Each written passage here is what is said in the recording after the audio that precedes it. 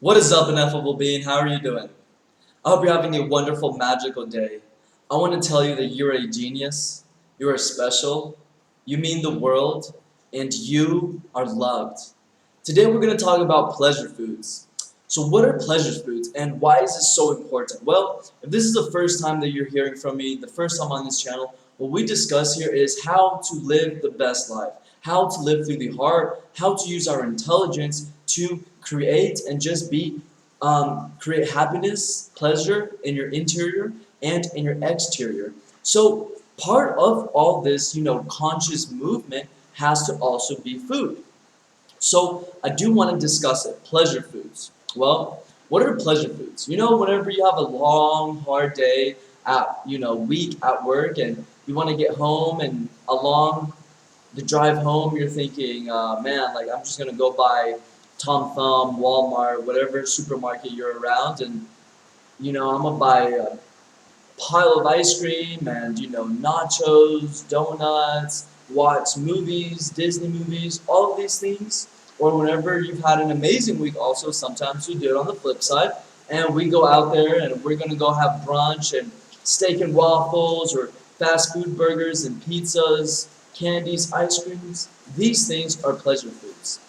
And I hope you can hear the rain because it's pouring. I live in the tropical area, Central America here in Honduras, and it's amazing. There's beautiful rain, the door's open, the air is coming in.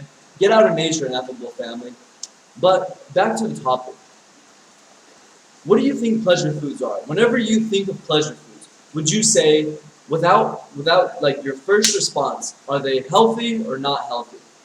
So I was raised, for the most part, I was raised in Dallas, Texas. So again, the list of pleasure foods that I give off, that's what I believe the collective for most of my life I saw that are pleasure foods. Usually there are things that are really quick, a lot really greasy, not so healthy. So why is this so important? Because if you want to be the best version of yourself, you have to understand what you're consuming does affect you. So, what is the purpose of food? Well, surely is to fuel this body so I can keep creating the world that I want. Isn't that so? Well, I want to discuss a couple points here whenever we get into food and pleasure foods. And the first thing, and this isn't going to sound good to you, if you don't care about your diet, if you don't care about, success and creating the world that you want, then by all means just turn this video off and just move on. But if you are interested about, what's going on behind the scenes, the immune system, the physiology, and all this, then stay tuned because this is going to be a very good video. But this isn't for the lighthearted. This isn't going to be me talking lollipops and rainbows. No, like this is literally me getting in your face and telling you to accept what you already know. And the first thing is, what are we telling ourselves when we're eating pleasure foods?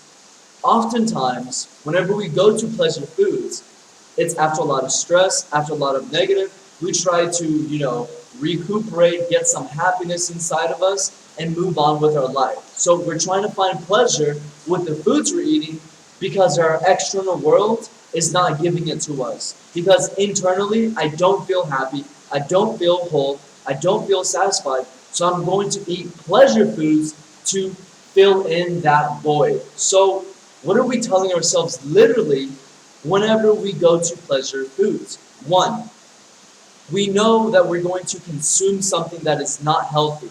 That is why we call it pleasure foods. The second thing is, we are 9 out of 10 times admitting that emotionally, chemically, we are not at the best state.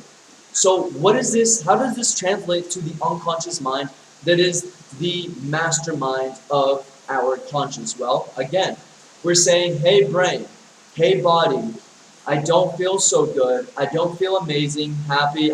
There's a lot of stress, anxiety. So I'm going to accept that my immune system is low, that my emotional system is low, and I'm going to eat foods that are not healthy, that worsen my immune system, that make me laggy, that make me groggy, and so forth and so on. How does that sound? I know this isn't nice, and I know it's not pretty, but it is the truth. The second thing, well, the next couple of topics is I'm going to just push you to probably be more conscious of the things that we are eating, all right? So the first thing, what food should we eat? Well, your body's 70% water. So we should strive, not probably, we should strive to eat foods with a high water content. What are these foods with high water content? A lot of fruits and vegetables. Why? So we are replenishing the body because the brain, the body, our organs is taking up a lot of water, and it's like a filter. Your body's almost a filter. It has to receive information. And then your physiology, psychology creates impulses, and you create decisions and actions. So you are the filter of everything that is going on internally and externally. And your body, your water, is a big thing. How often do you change the water filter on your fridge, on your faucet? 3 months? Every 6 months? Well, maybe you should look at your body and say, if this thing that is not an intelligent being needs its filter, needs clean, resources, then maybe so does my body. So let's move forward. Let's talk about what is being alkaline. Now, I'm just going to be frank with you. I am 100% vegan, and I've been vegan for close to a year now. I was in attempt for about 2 to 3 years, and I was really, really vegan. Like, I would probably eat meat like once a month for about 2 years, and then meat and fish and things just started making me like not feel good. So one day, I said, you know what? I have to do it 100%, and now I'm a raw vegan. So, alkaline. What we should strive to eat is alkaline foods. Do your own investigation. But what alkaline in essence is food with a high pH. Why is this important, and why is this going to be my selling point to you? Why is this my pitch as to why you should be conscious about the foods you eat? Because an alkaline body is less prone to disease, sickness, and viruses. How is that possible? Think about your stomach as a planet.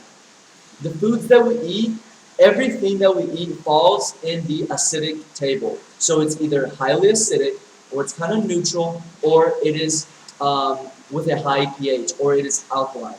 So we have to the left acidity, and to the right we have alkalinity. So what are we looking at here? Well, everything we eat is going to falls in this table.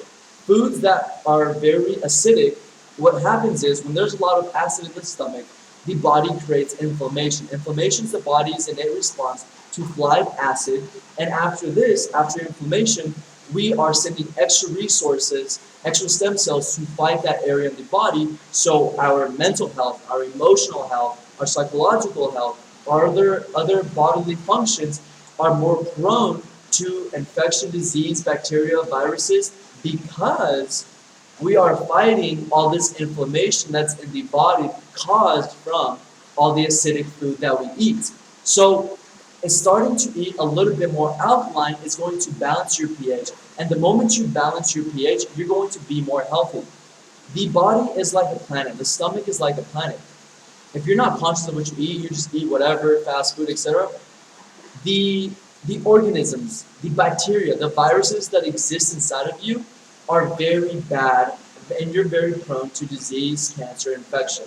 Versus a stomach, a planet that is high in the pH, that is very alkaline, it's a different planet. The bioorganisms that are in my stomach are a lot different from someone that eats whatever they want to eat, whenever they want to eat. Versus whether it be, fish, eggs, chicken, and we're not even talking about organic, we're talking about like you're eating dead animals.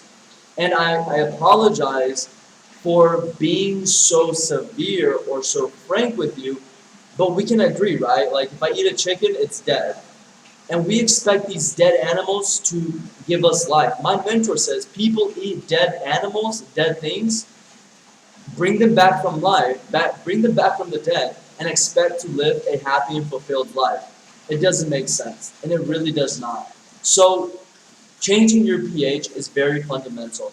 The last thing I'll tell you, the moment you start eating a little bit healthier, your biochemistry changes because there are certain acids that have to break down chicken. There are other acids that break down spinach and alkaline foods. There's other acids that break down pork, other acids that break down turkey, and etc. and so on.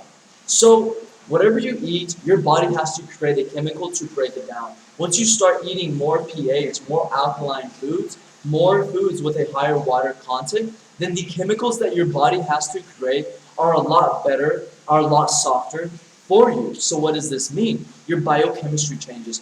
This means that your signals that you're constantly sending out through your body, well, is going to cause different thoughts, because the moment your energy, your emotions, your chemistry changes, those are chemical signals that your body is creating, and your brain is picking these up and translates these into electrical signals. And that's going to change your life. Why? Well, your chemical signals change for the better. This has to change your electrical signals that we call thoughts. And this, for time, we're going to create new decisions. And based on these decisions, we're going to create new actions. And now we are in the new world. And that is the circle of life. So I invite you, if you don't believe me, do take the 7-day vegan challenge and test if you do not do different things in your life. If you don't believe that just adapting a more alkaline based food, do eat vegetarian for 1 day every single week, and see after a month your thoughts, your actions don't begin to change. Your emotional state does not begin to change for the better. I hope you've enjoyed this video on ineffable being. Please put down in the comments, what is your topics, what are your favorite pleasure foods, and what do you do about it? And the last thing I almost forgot to mention is a very important thing. Very important. Yes, it's a perfect world if we can all be vegan, even Einstein said it, but the truth of the matter is, we do have emotions and we do have to take care of ourselves. I'm not saying never eat a donut, but what I am saying is simply lessen the amount of time we go to pleasure foods. Learn how to fuel yourself, learn how to change your biochemistry consciously so you're not so you don't need pleasure foods that are not healthy for you. And if you must eat pleasure foods, as even I do, except mine are fruits, etc., but for yourself, in your beginning state, make a list of your favorite pleasure foods and consciously tell yourself, the 15th of every month, I'm going to eat this burger or this ice cream or these amount of donuts. And then on the 30th of the month, at the end of the month, I'm going to eat this other favorite pleasure food that I enjoy. Why? Because we do have to take care of ourselves, because we do love ourselves, and because we're not as powerful right now as we wish to be. So we must fill in all the cups. You can't just be healthy 24/7. You have to take care of yourself. But the amount of time spent eating these foods is detrimental. So give yourself 2 to 3 days max in a month to eat the things that you want and love to eat, that you consider pleasure foods. Ineffable being, please share this video on your Facebook, Instagram, and give it a big thumbs up and subscribe. I hope to see you on the side of light. Goodbye.